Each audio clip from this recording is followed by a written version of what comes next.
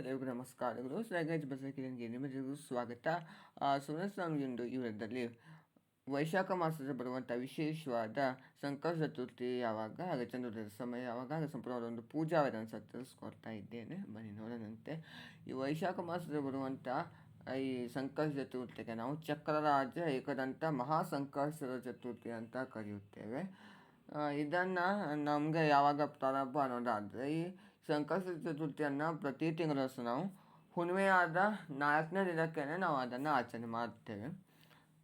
ನಮಗೆ ಅದು ಪ್ರಾರಂಭವಾಗುವಂಥದ್ದು 16ನೇ ತಾರೀಕು ಶುಕ್ರವಾರ ಬೆಳಿಗ್ಗೆ 4:03 ಪ್ರಾರಂಭವಾದರೆ 17ನೇ ತಾರೀಕು ಶನಿವಾರ ಬೆಳಿಗ್ಗೆ 5:14 ಅದು ಮುಕ್ತಾಯಗೊಳ್ಳುತ್ತದೆ. ಸೊ ನಾವು ಚಂದ್ರೋದಯದ ತಿಥಿ ಗಣನೆಯನ್ನು ತೆಗೆದುಕೊಂಡು 16ನೇ ತಾರೀಕು ಶುಕ್ರವಾರನ ಆಚರಣೆ ಮಾಡಬೇಕಾಗಿರುತ್ತದೆ. ಹಾಗೆ ಚಂದ್ರೋದಯದ ಸಮಯ ನಮಗೆ ಇರುವಂಥದ್ದು 16ನೇ ತಾರೀಕು ಶುಕ್ರವಾರ ರಾತ್ರಿ 9:54 ಇರ್ತದೆ. ಸೊ ತುಂಬ ಒಂದು ತಡವಾಯಿತು. ಸೊ ನಮಗೆ ತಡವಾಗಿಯೇ ಚಂದ್ರೋದಯ ಸಹ ಆಗ್ತದೆ. ನಂತರ ನೀವು ಕೆಲವೊಂದು ಸಹ ಅನುಸರಿಸಬೇಕು. ಬನ್ನಿ ಪೂಜಾ ವಿಧಾನ ನೋಡೋಣಂತೆ. ತುಂಬ ಸರಳವಾಗಿಯೇ ತಿಳಿಸ್ಕೊಡ್ತಾ ಇದ್ದೀನಿ ಈ ಸಲ. ನೀವು ನೋಡ್ತಾ ಇರ್ಬೋದು, ನಾನು ಟೇಬಲ್ ಒಂದು ಮನೆಯನ್ನು ಇಟ್ಕೊಂಡು ಅದ್ರ ಮೇಲೆ ಗಣೇಶನ ಒಂದು ರಂಗೋಲಿನ ಹಾಕಿಕೊಂಡಿದ್ದೀನಿ. ಸಂಕಷ್ಟ ಚತುರ್ಥಿ ರಂಗೋಲಿನ ಹಾಕ್ಕೊಂಡು ಅದ್ರ ಮೇಲೆ ಶಿವನ ಫೋಟೋವನ್ನು ಇಟ್ಟಿದ್ದೀನಿ. ಶಿವಪಾರ್ವತಿ ಫೋಟೋವನ್ನು ಇಟ್ಟು ನೀವು ಹೂಗಳಿಂದ ಅಲಂಕಾರ ಮಾಡ್ಕೋಬಹುದು. ಹಾಗೆ ಒಂದು ದೀಪವನ್ನು ಸಹ ಹಚ್ಚಿದ್ದೇನೆ. ಮತ್ತು ಒಂದು ಪ್ಲೇಟ್ ಮೇಲೆ 5 ಎಕ್ಕದ ಎಲೆ, ಇಲ್ಲವಾದಲ್ಲಿ 5 ವಿಳೆದೆಲೆಯನ್ನು ಜೋಡಿಸ್ಕೊಂಡು ಅದ್ರ ಮೇಲೆ ನೀವು 5 ಎಲೆಗಳ ಮೇಲೆ ಸಹ ಸ್ವಸ್ತಿಕ್ ಚಿಹ್ನೆಯನ್ನು ಬರ್ಕೊಂಡು, ಇಲ್ಲವಾದ ಅರಿಶಿನ ಕುಂಕುಮವನ್ನು ಹಚ್ಕೊಂಡು ಅದ್ರ ಮೇಲೆ ಒಂದು ಬಟ್ಲನ್ನು ಇರಿ. ಬಟ್ಲ ಮೇಲೆ ನೀವು ಅಕ್ಕಿ ಅಥವಾ ನವಧಾನ್ಯಗಳನ್ನು ಸಹ ನೀವು ಹಾಕ್ಕೋಬಹುದು. ನೀವು ಹಾಕ್ಕೊಂಡು ಅದ್ರ ಮೇಲೆ ಒಂದು ಎಕ್ಕದಲ್ಲಿ ಇಲ್ಲವಾದಲ್ಲಿ 5 ವಿಳೆದೆಲೆ ಮೇಲೆ ಸ್ವಸ್ತಿಕ್ ಚಿಹ್ನೆಯನ್ನು ಬರೆದು ಅಕ್ಷತೆಯನ್ನು ಹಾಕಿ ಗಣೇಶನ ಪ್ರತಿಷ್ಠಾಪನೆ ಮಾಡಿಕೊಂಡು ಗಣೇಶನ ವಿಗ್ರಹಕ್ಕೆ ನೀವು ಅಭಿಷೇಕವನ್ನು ಸಹ ಮಾಡಬಹುದು. ಮೊದಲು ನೀವು ಅಭಿಷೇಕ ಮಾಡಿಕೊಂಡು ನಂತರ ಪ್ರತಿಷ್ಠಾಪನೆ ಸಹ ಮಾಡ್ಕೋಬಹುದು. ನೀವು ಗಣೇಶನ ಪ್ರತಿಷ್ಠಾಪನೆ ಮಾಡಿಕೊಂಡು ಎಲ್ಲೆಲ್ಲ ಗೆಜ್ಜೆ ವಸ್ತ್ರವನ್ನು ಹಾಕಿ ಹಾಗೆ ಅಂಗನೂಲನ್ನು ಸಹ ಹಾಕಿದ್ದೇನೆ. ಎಡಗಡೆಯಿಂದ ನೀವು ಬಲಗಡೆ ಬರುವ ಹಾಗೆ ಜನಿವಾರವನ್ನು ಸಹ ಹಾಕಬೇಕು. ಹಾಗೆ ಗರಿಕೆ ಕೆಂಪು, ಹಳದಿ, ಬಿಳಿ ಎಲ್ಲ ರೀತಿಯ ಒಂದು ಹೂಗಳಿಂದ ಸಹ ಅಲಂಕಾರ ಮಾಡ್ಕೊಂಡಿದೆ. ಗರಿಕೆಯನ್ನು ತಪ್ಪದೆ ನೀವು ಇಡಿ, ಅದು ತುಂಬ ಒಳ್ಳೆಯದು. ಗಣೇಶನನ್ನು ಈ ರೀತಿ ಸರಳವಾಗಿ ನೀವು ಅಲಂಕಾರ ಮಾಡಿಕೊಂಡು ಪ್ರತಿಷ್ಠಾಪನೆ ಮಾಡಿಕೊಂಡ್ರೆ ಸಾಕು. ನೀವು ಬಟ್ಲಿನಲ್ಲಿ ಇರುವಂಥ ಒಂದು ಅಕ್ಕಿ ಮರುದಿನ ಸಹ ನೀವು ವೆಜ್ ಅಡುಗೆಗಳಿಗೆ ಅದನ್ನು ಬಳಸಬಹುದು. ಇಷ್ಟು ಮಾಡಬೇಕಾಗಿರುವಂಥದ್ದು. ಮತ್ತು ದೀಪಾರಾಧನೆ ಅಂತ ಒಂದು ವಿಷಯಕ್ಕೆ ಬಂದರೆ, ನಾನು ಅದೇ ರೀತಿಯ ಒಂದು ರಂಗೋಲಿಯನ್ನು ಹಾಕಿಕೊಂಡು ಇದೇ ರೀತಿಯ ರಂಗೋಲಿಯನ್ನು ಸಹ ನೀವು ಗಣೇಶನ ಕೆಳಗಡೆ ಸಹ ನೀವು ಬಿಡಿಸಬೇಕು. ಹಾಗೆ ಈ ರಂಗೋಲಿ ಹಾಕ್ಕೊಂಡು ಸಹ ನಾನು ದೀಪಾರಾಧನೆಗೆ ಇದೇ ರಂಗೋಲಿಯನ್ನು ಹಾಕಿಕೊಂಡಿದ್ದೇನೆ. 5 ಮನೆಯ ದೀಪವನ್ನು ಹಚ್ಚುತ್ತೇನೆ. ನಾನು ನಿಮಗೆ ಪ್ರತಿ ಸಲ ಪಂಚಮುಖಿ ದೀಪವನ್ನು ತಿಳಿಸ್ಕೊಡ್ತಾ ಇರ್ತೇನೆ. ಸೊ ಈ ಸಲ ನಾನು 5 ದೀಪವನ್ನು ಹಚ್ಚುತ್ತಿದ್ದೇನೆ.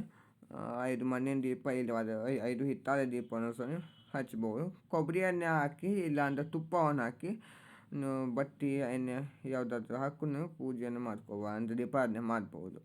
ಪ್ರಸಾದಕ್ಕೆ ಅನ್ನೋದಾದರೆ, ನೀವು ಗಣೇಶನಿಗೆ ಇಷ್ಟವಾದ ಪ್ರಸಾದ ಅಂದರೆ ನೀವು ಮೋದಕ ಮಾಡಿದರೆ ತುಂಬ ಒಳ್ಳೆಯದು. 21 ಮೋದಕದಲ್ಲಿ 20 ಮೋದಕ ನೀವು ಮಾಡಿಕೊಂಡು, ಹಾಗೆ ಒಂದು ಸಾಲ್ಟೆಡ್ ಮೋದಕ, ಉಪ್ಪನ್ನು ಹಾಕಿರುವಂಥ ಮೋದಕ ನೀವು ಸಿದ್ಧತೆ ಮಾಡಿಕೊಂಡು ನೀವು ಪೂಜೆಯನ್ನು ಸಹ ಮಾಡ್ಕೋಬಹುದು. ಇಲ್ಲವಾದರೆ ಪಂಚಕಜ್ಜಾಯ ಮಾಡ್ಬೋದು, ಅವಲಕ್ಕಿ ಬೆಲ್ಲವನ್ನು ಇಡ್ಬೋದು. ನಾನು ನಿಮಗೆ ಈ ಸಲ ಹಾಲನ್ನು ಅಷ್ಟೇ ಇರ್ತಾ ಇದೆ. 1 ಗ್ಲಾಸ್ ಹಾಲನ್ನು ಇಟ್ಟಿದ್ದೆ. ಹಾಗೆ ತಾಂಬೂಲ ಎಲೆ, ಅದಕ್ಕೆ ದಕ್ಷಿಣ, ಹಾಗೆ ಕಿತ್ತಳೆ ಹಣ್ಣನ್ನು ಇಟ್ಟಿದ್ದೆ. ಹಾಗೆ ಹಣ್ಣುಗಳು ನೀವು 5 ರೀತಿಯ ಹಣ್ಣುಗಳನ್ನು ಸಹ ನೀವು ಇರಬಹುದು.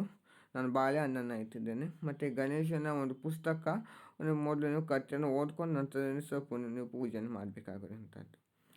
ಪೂಜಾ ವಿಧಾನ ಅಂದರೆ ನೀವು ಊದಿನ ಕಡ್ಡಿಯನ್ನು ಬೆಳಗ್ಗೆ ಎಲ್ಲ ರೀತಿಯ ಒಂದು ವಿಶೇಷ ದೀಪಾರಾಧನೆ ಸಹ ಮಾಡಿಕೊಂಡು ಅಕ್ಷತೆಯನ್ನು ಹಾಕಿ, ನೀವು ಗಣೇಶನಿಗೆ ಬೆಳಿಗ್ಗೆ ನೀವು ಸಂಕಲ್ಪ ಮಾಡಿಕೊಳ್ಳುವಂಥ ಕಾಯಿಯನ್ನು ನೀವು ಗಣೇಶನ ಬಲಭಾಗದಲ್ಲಿ ಇಟ್ಟು ಅದನ್ನು ನೀವು ಇಟ್ಕೊಂಡು ನಂತರದಲ್ಲಿ ಗಣೇಶನಿಗೆ ಮೊದಲು ನೀವು ಅಷ್ಟೋತ್ಸವ ಮಾಡ್ಕೋಬೇಕು. ಗಣೇಶನ 108 ಹೆಸರುಗಳನ್ನು ಸೇರಿಕೊಂಡು ಅಷ್ಟೋತ್ಸವ ಮಾಡಿಕೊಂಡು ಗರಿಕೆ, ಇಲ್ಲವಾದಲ್ಲಿ ಹೂವಿನ ದಳ, ಇಲ್ಲವಾದಲ್ಲಿ ಕುಂಕುಮಾರ್ಚನೆ ಸಹ ಮಾಡ್ಕೋಬಹುದು. ಅರ್ಚನೆಯನ್ನು ಮಾಡಿಕೊಂಡು ನಂತರದಲ್ಲಿ ಸಂಕಷ್ಟನಾಶನ ನಾಮಶ್ರೀ ಗಣಪತಿ ಸ್ತೋತ್ರವನ್ನು ಓದ್ಕೋಬೇಕು. ಅದು ತುಂಬಾ ಒಂದು ಭಾಳ ಇಂಪಾರ್ಟೆಂಟ್ ಆಗಿರುವಂಥದ್ದು. ಅದನ್ನು ಸಹ ನೀವು ಓದ್ಕೋಬಹುದು. ಹಾಗೆ ಕೊನೆಯಲ್ಲಿ ನೀವು ಕಥೆಯನ್ನು ಓದ್ಕೊಂಡು ಅರ್ಥ ಮಾಡಿಕೊಂಡು ಕಥೆಯನ್ನು ಕೇಳಿಕೊಂಡು ನೀವು ಕಾಯಿನ ಹೊಡೆದು ನೀವು ಮಂಗಳಾರತಿ ಮಾಡ್ಕೋಬೋದು. ಮಂಗಳಾರತಿಯಲ್ಲಿ ಆಗಿದ ನಂತರ ತೀರ್ಥವನ್ನು ಪ್ರೋಕ್ಷಣೆ ಮಾಡಿ ಅಕ್ಷತೆಯನ್ನು ಹಾಕಿ ಪೂಜೆನ ಸಮಾಪ್ತಿ ಮಾಡ್ಕೊಳ್ಳಿ. ಇಷ್ಟನ್ನೇ ಮಾಡಬೇಕಾಗಿರುವಂಥ. ನಂತರ ಚಂದ್ರೋದಯ ಆಗಿದ ನಂತರ ಚಂದ್ರನಿಗೆ ಅರ್ಘ್ಯವನ್ನು ಬಿಟ್ಟು ಈಗ ಸ್ವಲ್ಪ ಮಳೆಗಾಲ ಸಹ ಆಗೋದ್ರಿಂದ ಚಂದ್ರೋದಯ ನಿಮಗೆ ಲೇಟಾಗಿ ಸಹ ಕಾಣಿಸ್ಬೋದು. ಆದ ಕಾರಣ ನೀವು ತಟ್ಟೆ ಮೇಲೆ ಅಕ್ಕಿಯನ್ನು ಹಾಕ್ಕೊಂಡು ಅದ್ರ ಮೇಲೆ ಚಂದ್ರನ ಬಿಂಬವನ್ನು ಬರೆದು ಅರಿಶಿನ ಕುಂಕುಮ ಗರಿಕೆಲ್ಲ ಸಹ ಅದಕ್ಕೆ ನೀವು ಏರಿಸ್ಕೊಂಡು ಮನೆಯ ಹೊರಗಡೆ ಹೋಗಿ ಅಲ್ಲಿ ನೀವು ಅರ್ಘ್ಯವನ್ನು ಬಿಟ್ಕೊಂಡು ಆ ಅಕ್ಕಿ ಅಂದರೆ ಚಂದ್ರನಿಗೆ ನಮಸ್ಕಾರ ಮಾಡಿಕೊಂಡು ನಂತರದಲ್ಲಿ ನೀವು ಉಪವಾಸವನ್ನು ಬಿಡ್ಬೋದು. ಅಂದ ಮಾತ್ರಕ್ಕೆ ನೀವು ಊಟವನ್ನು ಮಾಡೋದು ಬರುವುದಿಲ್ಲ. ನೀವು ಅವು ನೀವು ಒಂದು ಉಪ್ಪಿಟ್ಟಾಗಿರ್ಬೋದು ಬೇರೆದನ್ನು ನೀವು ಸೇವನೆ ಮಾಡಬಹುದು.